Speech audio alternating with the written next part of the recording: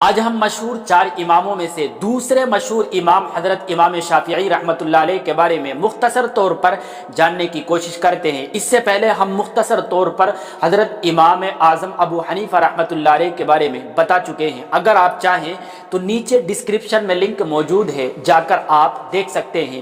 حضرت امام شافعی کے بارے میں بات کریں تو حضرت امام شافعی 767 عیسوی کو ملک شام کے یعنی فلسطین کے مشہور شہر غزہ میں ادریس بن عباس کے یہاں پیدا ہوئے۔ حضرت امام شافعی کا اصل نام محمد ہے، سرنیم یعنی کنیت ابو عبداللہ ہے۔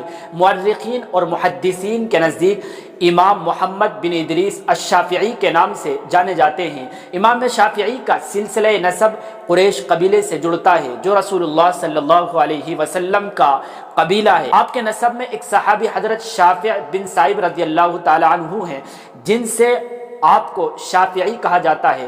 امام شافعی کے والد ادریس نے روزگار کی تلاش میں مکہ سے فلسطین ہجرت کی تھی اور آپ کی پیدائش کے کچھ ہی دنوں کے بعد ہی اس دنیا سے رخصت ہو گئے۔ اس کے بعد آپ کی والدہ آپ کو اسقلان لے گئی اور آپ کی پرورش عمدہ طریقے پر کرنے لگی، پھر وہاں سے یمن لے گئی۔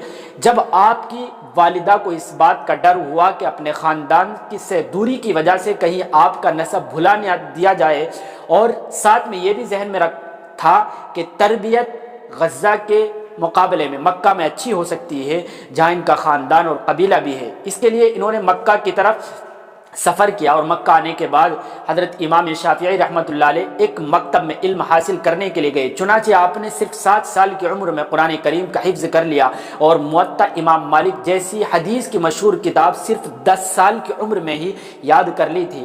آپ کو علم کے ساتھ ساتھ کھیل کا بھی شوق تھا، تیر چلانا اور گھڑ سواری میں بڑی مہارت یہ رکھتے تھے۔ آپ اپنے بچپن کا ایک واقعہ ذکر کرتے ہیں اور فرماتے ہیں کہ میں نے تیر اندازی میں حصہ لیا اور 10 میں سے 10 نشانے بالکل سٹیک لگائے، بالکل ٹھیک ٹھاک لگائے۔ اسی طرح آپ بھاگتے ہوئے گھوڑے پر چھلانگ لگا کر سوار ہو جایا کرتے تھے۔ حضرت امام شافعی رحمۃ اللہ علیہ نحو اور ادب سیکھنے کے لیے نکلے تو مکہ کے بڑے مفتی مسلم بن خالد زنجی سے آپ کی ملاقات ہوئی۔ تعارف کے بعد انہوں نے امام شافعی رحمۃ اللہ علیہ کو ان کی ذہانت اور یادداشت کی وجہ سے فقہ کا علم سیکھنے کا مشورہ دیا۔ چنانچہ پھر ایک خواب کے بعد آپ نے فقہ سیکھنا شروع کر دیا۔ آپ نے مسلم بن خالد رحمۃ اللہ علیہ سے فقہ اور حدیث کی تعلیم تقریباً 3 سال تک حاصل کی۔ اس کے بعد آپ کی خواہش پر ایک خط کے ذریعے مدینہ میں امام مالک رحمۃ اللہ علیہ کی خدمت میں آپ چلے گئے۔ اس وقت آپ تقریباً 13 سال کے تھے۔ پھر امام مالک کی وفات تک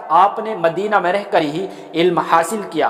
اس دوران صحابہ کرام، تابعین اور امام مالک رحمۃ اللہ علیہ کے فقہ کو اچھی طرح سمجھا اور یاد کیا۔ امام مالک رحمۃ اللہ علیہ اور دوسرے مدینہ کے بڑے بڑے فقہا اور حدیث کے ماہرین نے آپ کی قابلیت کو جاننے کے بعد متفقہ طور پر 15 سال کی عمر میں انہیں فتویٰ دینے کی اجازت دے دی تھی۔ آپ کو بتا دیں کہ حضرت امام مالک رحمۃ اللہ علیہ کی وفات کے بعد غربت کی وجہ سے یہ یمن چلے گئے، جہاں بہت سے کاموں کی ذمہ داری انہوں نے نبھائی، ان کو امام شافعی رحمۃ اللہ علیہ نے بڑی ایمانداری کے ساتھ انجام دیا۔ کچھ دنوں کے بعد نجران کی ولایت آپ کو دے دی گئی۔ آپ کے اچھے اخلاق کی وجہ سے یمن والے لوگ آپ کو اپنی جان ہر وقت دینے کے لیے تیار رہتے تھے۔ یہ بات حاسدین کو، جو حسد کرنے والے تھے، ان کو ہضم نہ ہوئی۔ انہوں نے اس وقت کے خلیفہ ہارون الرشید کو آپ کے خلاف بھڑکایا کہ یہ شخص خلافت کرنا چاہتا ہے، جس کے بعد آپ کو گرفتار کر کے جیل کے اندر بند کر دیا گیا۔ پھر جب آپ کے قتل کی باری آئی تو آپ نے بڑے ہی شاندار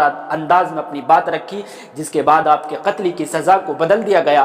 یہ دیکھ کر امام شافعی رحمۃ اللہ علیہ کی تعریف بھی کی اور آپ کو 500 دینار اس زمانے میں انعام دے کر رہا کرنے کا حکم دے دیا۔ وہاں کے بعد امام شافعی رحمۃ اللہ علیہ بغداد آ کر 2 سال رہے، پھر مکہ چلے گئے، پھر دوبارہ بغداد آ گئے۔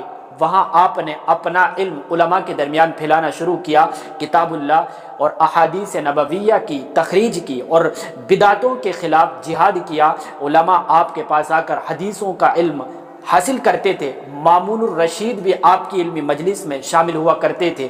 پھر حضرت امام شافعی رحمۃ اللہ علیہ مصر آئے اور آپ کے سفر کے دوران بھی آپ کا علمی کام جاری رہتا تھا۔ حضرت امام شافعی رحمۃ اللہ علیہ مصر میں تقریباً 4 سال رہے۔ آپ کو بواسیر کی بیماری تھی، اس سخت بیماری کے باوجود آپ نے لکھنے لکھانے کا کام جاری رکھا۔ کتاب الام جو تقریباً 2000 صفحوں کی کتاب تھی اور کتاب السن وغیرہ ان 4 سالوں میں لکھی۔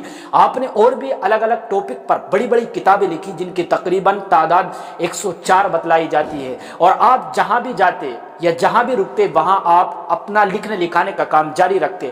ساتھ ہی آپ کو بتاتے چلیں کہ حضرت امام شافعی رحمۃ اللہ علیہ نے فقہ شافعی کی بنیاد بھی رکھی۔ آپ نے اپنی خداداد علمی اور فکری صلاحیتوں کی بنیاد پر قرآن و حدیث سے مسائل بیان کیے، اصول فقہ اور فروع فقہ بیان کیے۔ آپ کے فقہ کی بنیاد سب سے پہلے قرآن کریم، پھر سنت، پھر حدیث، پھر اجماع صحابہ پر تھی، اور آپ صحیح حدیث کی موجودگی میں قیاس کو جائز نہیں سمجھتے تھے۔ یہی وجہ ہے کہ دنیا میں سب سے زیادہ پیروی کی جانے والی فقہوں کی ترتیب میں دوسرا نمبر حضرت امام شافعی رحمۃ اللہ علیہ کی فقہ کا آتا ہے۔ ان کی فقہ کے ماننے والوں کو شوافع کہا جاتا ہے، اور مذہب شافعی کے ماننے والے زیادہ تر مصر، صومالیہ، یمن، داغستان، فلسطین، لبنان، چچینیا، قفقاز، انڈونیشیا، ملیشیا، سری لنکا اور مالدیپ، سنگاپور وغیرہ کے بہت سے علاقوں میں آپ کے فقہ کو مانا جاتا ہے اور اس پر عمل کیا جاتا ہے۔ اخیر میں آپ کو بتلا دیں کہ حضرت امام شافعی رحمۃ اللہ علیہ 820 عیسوی کو 54 سال کی عمر میں اس دنیا سے رخصت ہو گئے۔ اللہ تعالیٰ آپ کی محنتوں کو قبول فرمائے۔ ملتے ہیں انشاءاللہ اگلی ویڈیو